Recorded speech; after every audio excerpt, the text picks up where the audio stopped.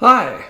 Biden and company participated in a climate summit last week and promised the world that the United States would reduce its carbon emissions by over 50% by the year 2030. That is enough carbon reduction to seriously damage the United States economy in the time frame stated. While China, the world's #1 emitter, and many developing nations said they shouldn't shoulder the same responsibilities as developed countries to combat climate change. China and India would not make impacts to their carbon emissions. They are smart enough to know enough to keep their economies humming. They are content with letting the Biden administration compromise the U.S. with unreachable pledges. Biden also presented himself at the summit wearing a mask.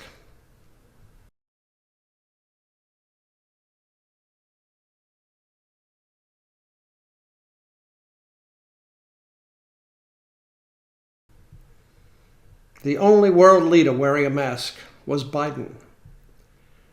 Biden was virtue signaling to the world that he is taking the COVID crisis more seriously than the rest of the world. Fauci must not have told Biden that he could not be exposed to the virus through a camera. I wonder what the other world leaders thought when they saw Biden with his mask. Biden also placed on the U.S. panel an 18-year-old Mexican female named Shia Bastida, who currently lives in the United States, in order to lecture the world leaders about climate change. Biden must consider her America's Greta Thunberg. I'm not sure why an 18-year-old Mexican citizen was used by Biden to lecture the world's leaders. I am sure Biden does not even know. Take a look and listen. We demand that you stop any new fossil fuel infrastructure and existing fossil fuel extraction, including pipelines.